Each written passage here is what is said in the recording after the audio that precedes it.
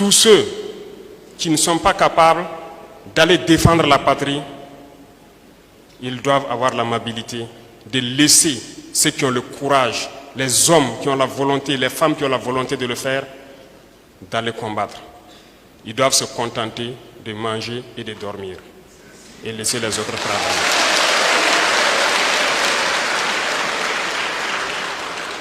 Parce que nous avons observé durant tous ces temps, nous avons pu remarquer tous ceux qui travaillent à contre-courant, qui travaillent contre cette patrie.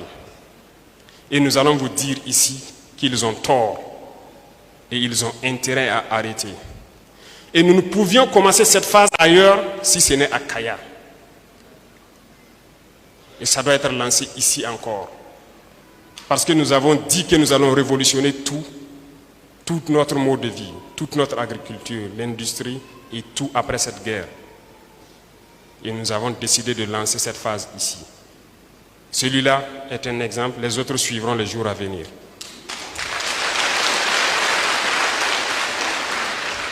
Et tous ceux-là qui pensent qu'ils sont cachés à l'intérieur ou à l'extérieur, qui continuent d'informer, de communiquer pour l'ennemi, ils vont le payer. Parce que nous n'allons pas permettre que des individus se plaisent lorsqu'il y a une attaque de juste dire les VDP et les FDS temps sont tombés, ne cherchant même pas à savoir quel combat ils ont mené et combien d'ennemis ils ont neutralisés. Ça ne les intéresse pas. Ce sont des terroristes qui communiquent pour les terroristes qui combattent. Qu'ils comprennent que les relations entre États sont toujours fortes. Les relations entre un individu et un État ne peuvent jamais surpasser les relations entre États parce que nous aurons toujours des compromis. Ils ne sont pas cachés et nous les chercherons là où ils sont. Et ils viendront répondre de leurs actes ici.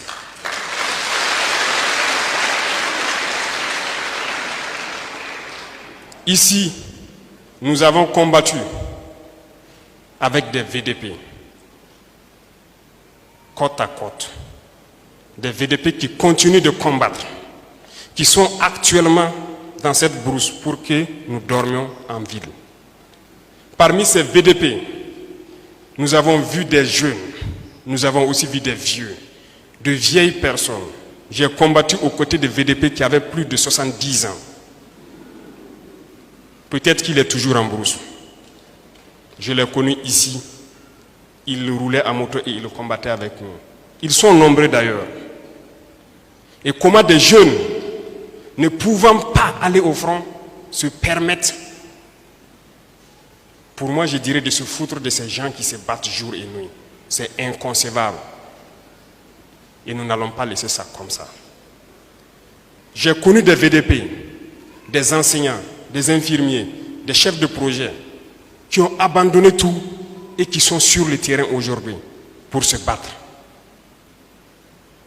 Quand je les ai croisés, je me suis posé la question, mais le patriotisme, ça existe encore au Burkina. Il y en a. Et le ministre de la fonction publique a été instruit de faire le point de tous ces gens qui sont en train de se battre et ceux qui souhaitent se reconvertir pour intégrer l'armée.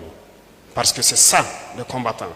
Ceux qui ne peuvent les accompagner, qui ne les découragent pas. Parce que les Burkinabés ont décidé de prendre leur destin en main et de combattre pour libérer leurs terres. Et c'est ce que nous allons faire. À ces individus-là, qui continuent d'espérer pouvoir manipuler la population, manipuler la jeunesse, nous leur disons d'arrêter. Il est temps. Nous les avons observés. Nous les avons observés parler. Nous les avons observés dans leurs réunions nocturnes. Les vrais impérialistes sont avec nous. Thomas Sankara le disait, n'allez pas loin chercher. L'impérialisme se trouve dans vos assiettes.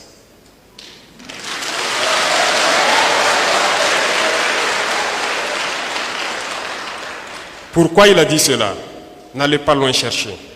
Ces individus qui n'ont pu rien faire pour ce peuple, qui n'ont pu rien faire pour cette jeunesse, ne peuvent pas se prévaloir de toujours avoir en main la destinée de cette jeunesse.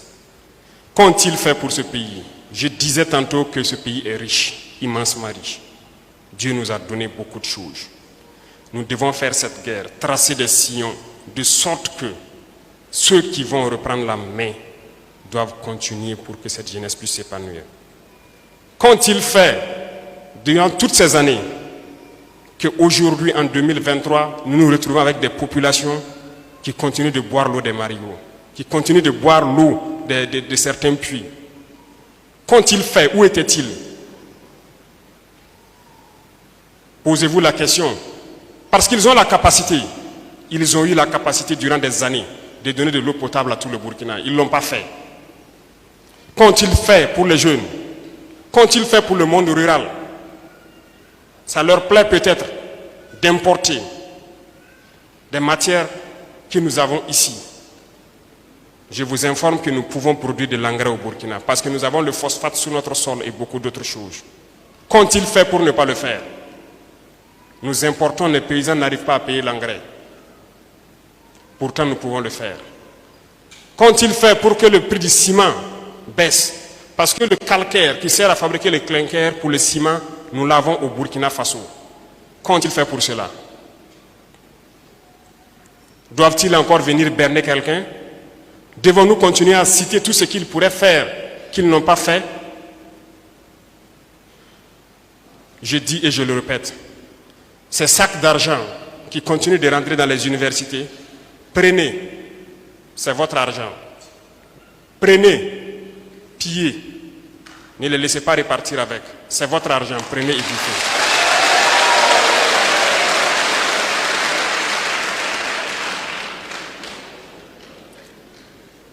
Ces individus ont cru que la politique hitlérienne pouvait marcher jusqu'à l'infini. Non. Il s'agissait donc de plumer cette jeunesse, de tout faire pour qu'elle reste pauvre, dans la mendicité. De sorte que lorsque vous lui tendez un billet de 5 000 francs, il n'a pas le choix que de suivre et de se taire. Et au moment donc venu, on les utilise comme on veut. Non, la jeunesse doit être indépendante. Chacun doit pouvoir manger à sa faim et ne pas se plier aux ordres de quelqu'un. C'est parce qu'on a le ventre vide qu'on n'a pas le choix souvent, on suit. C'est cette politique qui a été adoptée depuis longtemps. Il est temps qu'on arrête cela. Les richesses sont entre les mains d'individus véreux qui tiennent le pays. C'est eux qui tiennent les greniers. Ils choisissent quelques jeunes, on les donne quelques sacs de mil, quelques épis, et lorsque la masse populaire commence à pleurnicher, on jette quelques graines par terre pour qu'ils picorent et ils doivent se taire. C'est ça la politique qui existe ici. Ça doit cesser. On ne doit pas utiliser nos masses populaires, notre jeunesse comme ça. Nous devons les mettre au travail. Il y a des possibilités de créer beaucoup de choses. Quand je prends Kaya, qui produit son cuir depuis des années, qu'ont-ils fait pour ne pas mettre une seule usine de production, ne serait-ce que de nos rangers, ici à Kaya, parce qu'il y a la capacité, il y a la compétence? Ont-ils mis en place quelque chose? Nous continuons d'importer nos rangers. Nous produisons du coton, mais nous continuons d'importer nos tenues. Parce que l'importation enrichit des individus. Mais ça ne profite pas à la masse populaire. C'est ce qui doit changer. Nous devons produire. Nous devons construire nos usines et nous devons produire, transformer nos matières premières. C'est ça, vers ça que nous devons aller. L'objectif est clair, la vision est claire. Que la transition finisse aujourd'hui ou demain, retenez ce message. Ceux qui vont relever, amenez-les à faire le nécessaire pour la jeunesse. Nous allons tracer ces signaux. Et tout ce qui peut être fait au cours de cette transition, nous le ferons.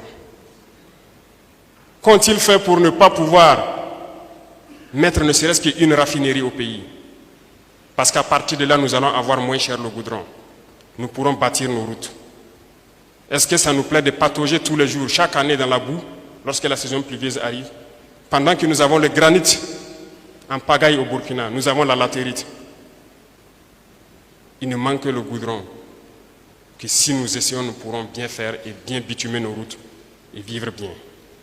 Il y a tellement de choses que je ne peux citer ici. Mais ces individus doivent comprendre que c'est fini. Le jeu s'arrête là. Ça s'arrête là. Ils ont assez fait pour que le pays se retrouve en guerre et que des gens se retrouvent à mourir. D'autres n'ont pas le choix, sont obligés d'être d'intelligence avec l'ennemi pour avoir leur pain quotidien. Nous allons tout faire pour que cette guerre finisse et que nous puissions donner du travail aux jeunes et que ça puisse continuer comme ça.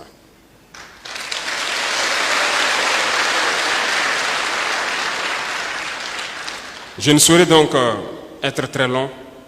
Le temps est bref. Comme il l'a dit, le carême a commencé. Ça ne sera pas facile pour tout le monde le premier jour, pour les musulmans de la salle. Donc, on va raccourcir. Et ce que je peux souhaiter,